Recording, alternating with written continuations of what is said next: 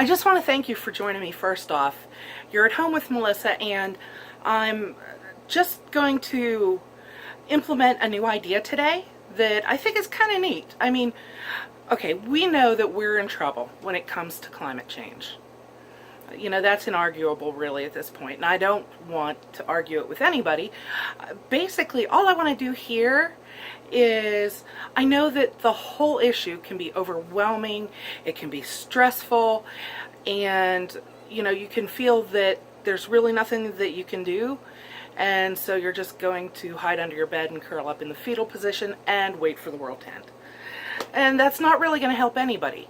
You know, I hear a lot of people saying that our governments need to do more. It's our governments who need to be responsible to make sure that changes are implemented, and that without the governments, we can't make any changes that are significant.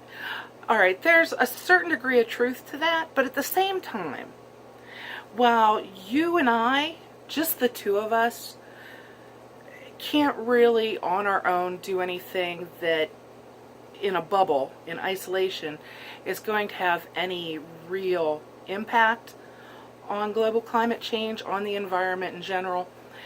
What we can do is we can realize that it's not an all or nothing proposition. It's not. You know, it's not, okay, we solve it or the world ends.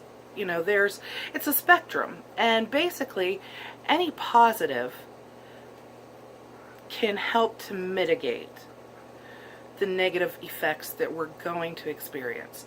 Any negative, of course, exacerbates the situation as it's now trending. So we also have to realize that our governments aren't necessarily going to do the right thing. They might to a degree, but not enough, or they might ignore the whole thing. You know, as one single individual, you say to yourself, okay, I can't do anything about this. And that's not necessarily the case when it comes right down to it. Because being that every action has consequences, every action has certain causation to it, and it causes other things to happen, etc. Basically, what I'm thinking is, and I'm sure a lot of other people think this as well, not just me, but if, say, you and I do something positive for the environment, for the climate, and we get someone else to do it, who gets someone else to do it, who gets someone else to do it, etc. If you get the majority of people out there all doing little things to help, granted, that is not going to avoid really bad things happening. At this point, the argument can be made that we've passed the point at which we can avoid that. But, again, it's on a spectrum. Every positive thing helps to a degree, even if the one thing I do or the one thing you do is to such a small degree that the effects can't be seen. If we get enough people all doing enough little things, then it might have enough of an effect on things to actually make a noticeable difference in the extent to which we experience the negative effects of climate change. So I think basically, you know, yes, we should continue to make sure our governments know that, hey, you need to act. Come on. We need to do things like letting corporations know that we will reward them by buying their products if they do things in an environmentally responsible way, and if they don't, we're not going to buy their products, things like that. Those are all good. But we can do little things too. And I think that it's kind of a neat idea to come up with some fun things that we can do that are fun in and of themselves, and that can also have a positive effect on our environment, on the climate, etc. And if we do these things that are fun and helpful, we can maybe even get people who couldn't care less about the environment to do them just because they're fun. And so what I think I'm going to do is, here and there, if I come up with an idea that I think is fun, I'll do a quick little video, and I'll call it something like, I don't know, today's fun climate help idea. You know, whenever I have something to share, I'll share it. Today, my idea is just this. It's so simple. Plant a tree. One tree. Each one of us plant one tree this year. And do it right away. Do it within the next week. And then maybe even make a vow to ourselves that each year we're going to plant one tree. That's no big amount of work. And you're thinking, oh, but that costs so much money. Not necessarily. Sure, you can buy a small sapling, etc., at a garden shop for not a whole lot of money there either if you get a young one.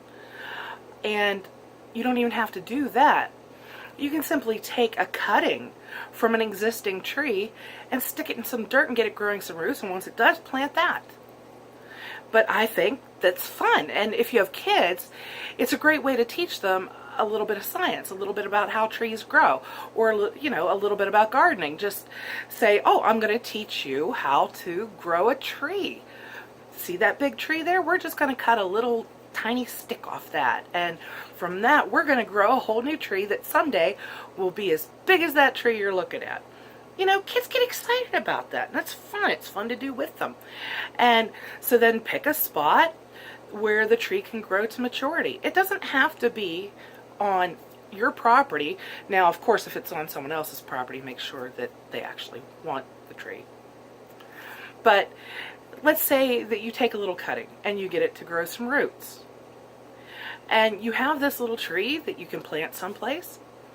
Maybe you want to offer it to someone that you know might like to have, say, an apple tree in their yard, or a maple tree. Someone who might like to have a tree in their yard, or a community garden that might like to have a tree somewhere, or wherever, your municipality.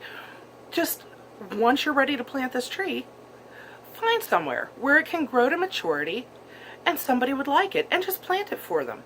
If you're planting it when it's small, you can practically do it with a tablespoon. You know, digging with your flatware into the dirt to plant it. You know, you don't have to make it a huge production. It doesn't have to be hard.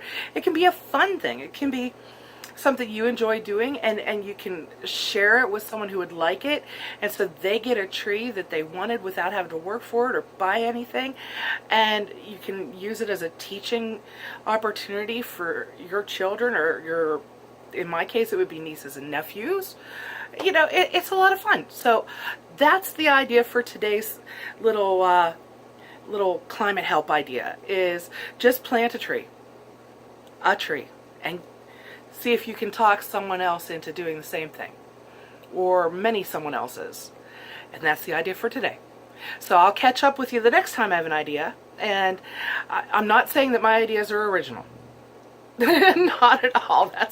That's not the point. The point isn't to be original here. It's just to find fun ways to do things that can, if enough of us do them, have a positive cumulative effect. So that's today's idea, and I hope you enjoy it. If you have any neat ideas that you want to share with us, drop it down in the comments section. Maybe I'll do a video on it, and we can share that with our friends, and you know, that can be another thing added to our list of ideas for what we can do to help. And you know, at the very least, even if a video is not done, I'm sure that all of us would love to see these ideas, and you know, we might implement them in our own lives. So if you have anything, drop us a comment, and in the meantime, we will go out and plant ourselves a tree, and I'll talk to you again soon. Thanks. Bye-bye.